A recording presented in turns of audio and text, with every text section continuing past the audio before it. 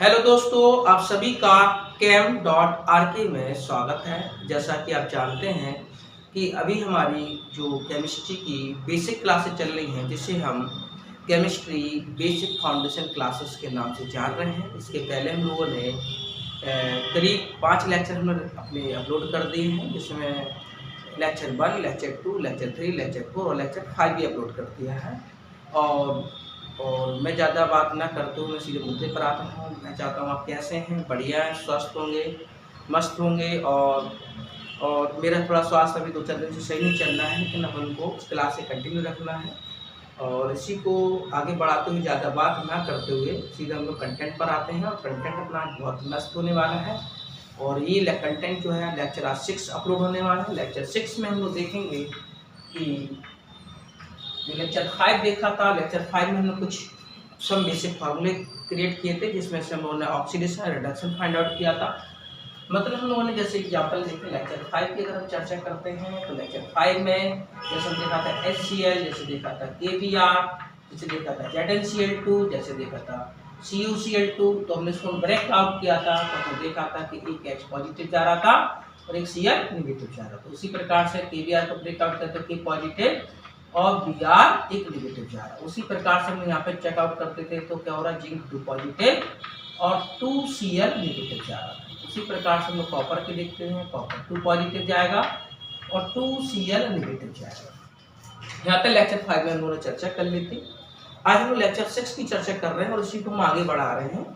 आज जो basic concept है ये बेहद महत्वपूर्ण है और समझ लो कि बहुत ही ज़्यादा महत्वपूर्ण है। इस महत्वपूर्ण को अपन देखेंगे आज इलेक्ट्रोनेगेटिविटी चैप्टर देखेंगे। इलेक्ट्रोनेगेटिविटी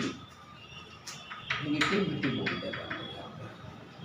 तो इलेक्ट्रोनेगेटिविटी का मतलब होता है यहाँ पर विद्युत ऋणात्मकता।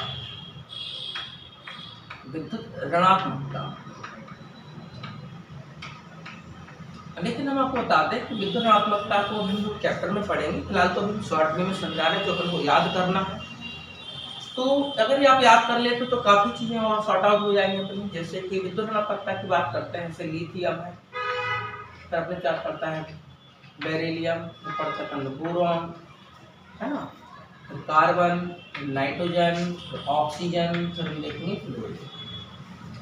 अब जानते हैं कि यहाँ से देखेंगे तो हाँ मिलेगा, फिर बी मिलेगा, यहाँ पर मिलेगा, फिर ना मिलेगा। अब ये भी जानते हैं पीरियड 1 होगा हमारे पास, पीरियड फर्स्ट होगा, ये पीरियड सेकंड हो जाएगा, ये पीरियड सेकंड हो जाएगा और ये पीरियड आप समझ गए होंगे पीरियड थर्ड हो जाएगा।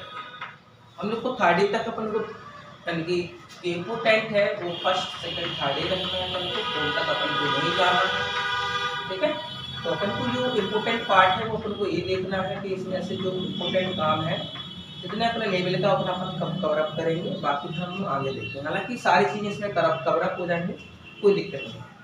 इसकी जो इलेक्ट्रोनेगेटिविटी की बात कर रहे हैं तो इसकी हम लोग देखते हैं 1.0 रखते हैं। जब 1.0 रखते हैं तो यहाँ पे 0.5 का डिफरेंस लेके चलेंगे। यहाँ पर 1.5 आ जाएगा, यहाँ पर देखेंगे तो 2.0 आ जाएगा, यहाँ पर देखेंगे तो कितना 2.5 आ जाएगा, यहाँ पर देखेंगे तो 3.0 हो जाएगा, यहाँ पर देखेंगे तो 3.5 हो जाएगा और यहाँ पर देखेंगे तो 4.0 हो जाएगा। अगर हम लोग थर्ड पीरियड की बात करें, थर्ड पीरियड में हम लोग को 0.9 रखना है इसकी, और 0.9 में हम लोग यहाँ पर जो ऐड कर रहे हैं वो कर रहे हैं प्लस 0.5 ऐड कर रहे हैं और यहाँ पर देखें प्लस 0.3 ऐड कर रहे हैं। तो 0.3 याद करें तो मैग्नीशियम सोडियम आ जाएगा मैग्नीशियम, फिर हम लोग देखेंगे एल्युमिनियम, फिर देखेंगे सिलिकॉन, फिर देखेंगे फास्फोरस, फिर सल्फर, फिर देखेंगे क्लोरीन। तो 0.5 का डिफरेंस लेके चलेंगे तो यहाँ पर हो जाएगा 1.2 हो जाएगा, 0.3 का डिफरेंस लेके चलना है तो 1.5 हो जाएगा और यहाँ पर देखेंगे तो 0.3 ऐड करेंगे तो 1.8 चला जाएगा और यहाँ पर देखें तो 2.1 चला जाएगा और यहाँ पे देखें तो 2.4 चला जाएगा। लेकिन बट यहाँ पर अपन को जंप कर जाना है तो 3.0 रखना है इसकी। और हेलोजन ग्रुप को तो अपन को पूरा अपन को याद रखना है और इसको याद करने के लिए तरीका अपन का फ्लोरीन हो गया। अब देखेंगे ब्रोमीन की चर्चा करें और हम लोग देखेंगे आयोडीन की। इसके रखते हैं अपन लोग 2.8 रखते हैं और उसके ऊपर रखते हैं 2.5। जी अपन को याद रखना है इलेक्ट्रोनेगेटिविटी किसी ग्रुप में टॉप टू बॉटम जाने पर डिक्रीज होती है और लेफ्ट टू राइट जाने पर आप देख रहे हैं तो यहाँ पर इंक्रीज होती है। यहाँ पर क्या हो रही है डिक्रीज, ये डिक्रीज हो रही है मतलब यहाँ पर घटती है और लेफ्ट जाने पर क्या हो जाता है इंक्रीज हो जाता है। इंक्रीज मीन्स यहाँ पर है बढ़ रही है, यहाँ पर तो बढ़ रही है, यहाँ पर क्या हो रही है डिक्रीज, इसका मतलब लेफ्ट राइट जाने पर। तो इसमें कोई भी कंटेंट चेक कर ले आप लेफ्ट राइट, बाकी अपन चर्चा करेंगे ग्रुप में, बस अब ये तो पता है इसको रखना है 2.1 याद रखना है। तो ये अगर आप याद कर लेते हैं तो इसके बिहाफ पर हम लोग कई चीजें सीख जाएंगे। इलेक्ट्रोनेगेटिविटी बहुत मस्ट पार्ट है, इसको याद करना। इससे डिसाइडेड करते हैं हम लोग कौन सा पार्ट कौन इलेक्ट्रोनेगेटिव जाएगा, मतलब कौन किसको इलेक्ट्रॉन को विड्रॉ करेगा, कौन इलेक्ट्रॉन को यहाँ पर, यानी कि दो ग्रुप आपको देखने मिलते हैं, विड्रॉइंग ग्रुप और डोनेटिंग ग्रुप। दो ग्रुप देखने को मिल जाएंगे, जैसे कि आप दो ग्रुप कौन कौन से होते हैं थोड़ा सा चर्चा कर लेते हैं, छोटा सा कॉन्सेप्ट इसमें भी। एक आपको देखने को मिलता है पहला इलेक्ट्रॉन विड्रॉइंग ग्रुप, एक होता है दूसरा इलेक्ट्रॉन डोनेटिंग ग्रुप।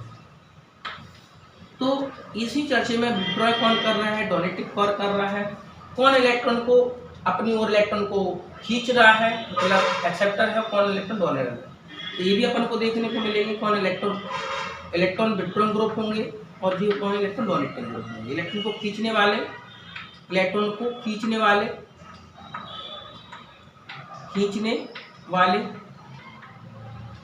और दूसरा इलेक्ट्रॉन को डोनेट करने वाले, इलेक्ट्रॉन को दान करने वाले, इलेक्ट्रॉन को देने वाले।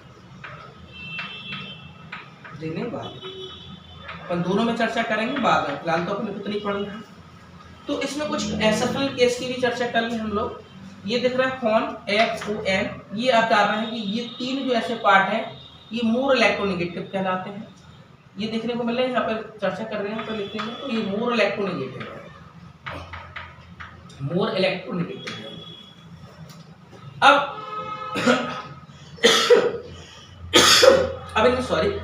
इनमें कुछ मैच कर रहा हूँ, जैसे नाइट्रोजन को क्लोरीन से मैच कर रहा, लेकिन नाइट्रोजन क्लोरीन में अगर मैच करे, लेकिन अपन को क्लोरीन से ज्यादा नाइट्रोजन को रखना है। दूसरा पॉइंट फास्फोरस में 2.1 देखने को मिल रहा और ये हाइड्रोजन में देखने को मिल रहा, तो फास्फोरस को भी हम लोग आगे रखेंगे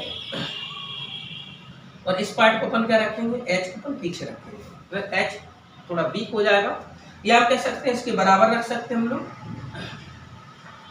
या से छोटा बड़ा, या इसके बराबर या इससे छोटा। और कोई मैच कर रहा है, देखो 2.5 आयोडीन के साथ कर रहा है, तो कार्बन के साथ कर रहा है, तो अपन आयोडीन को ज्यादा रखेंगे और यहाँ पे कार्बन को कम रखेंगे।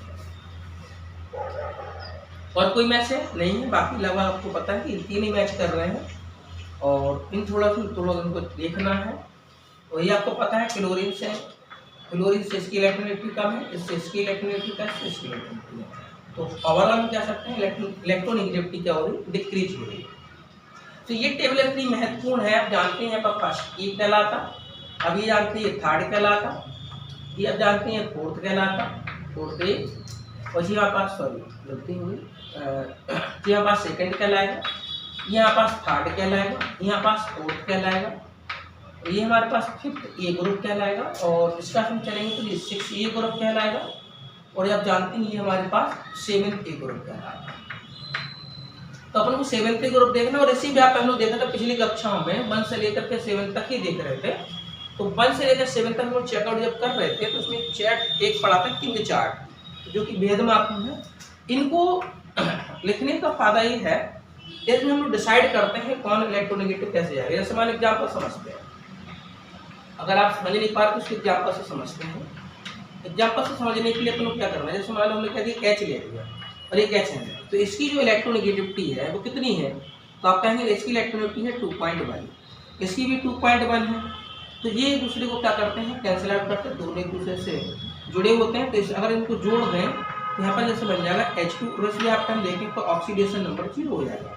जैसे Cl की बात कर लें तो Cl जुड़ जाएगा, तो Cl की भी इलेक्ट्रोनेगेटिविटी क्या हो जाएगी, 0 हो जाएगी, ये Cl2 हो जाएगा। हम किसी को भी देख लें जो जुड़ जाते हैं, जुड़ने के बाद हम लोग देखें कि जो N2 बन जाए, मतलब सिमिलर बन जाए, कोई भी एटम, दोनों सिमिलर एटम जुड़ जाते हैं तो उनकी इलेक्ट्रोनेगेटिविटी अगर मैच कर जाती तो वो जीरो में कन्वर्ट हो जाता।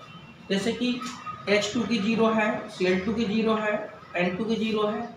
इसी व्याप पे हम कह सकते हैं किसकी, O2 की, O2 की भी जीरो हो जाएगी। समझ गए ना बात को। अब कुछ कंपाउंड ऐसे होते हैं जो कुछ विशेष फॉर्म में पाए जाते हैं, जैसे फास्फोरस है तो P4 के फॉर्म में पाए। फिलहाल तो तुम इतना लिख लो, अगर लिख पाओ इसकी शॉर्ट कर लो और कॉपी पे जरूर नोट करते चले, तभी आप चीज समझ पाएंगे। ये मतलब बहुत इंपॉर्टेंट पार्ट है ये समझ के चलो, इंपॉर्टेंट पार्ट है ये। और इम्पोर्टेंट पार्ट का मतलब यहाँ पर है कि बहुत सी चीजें सीखने को मिलेंगी तुम्हें यहाँ से, और ये इम्पोर्टेंट पार्ट है, महत्वपूर्ण भाग है जी। और महत्वपूर्ण पार्ट है जी, महत्वपूर्ण भाग है जी, ये समझ लो। बाकी अभी तक जितनी चीजें पढ़ा रहे हो सब महत्वपूर्ण है, उनको नोट करते चलो साथ में, तभी चीजें आप सीख पाएंगे।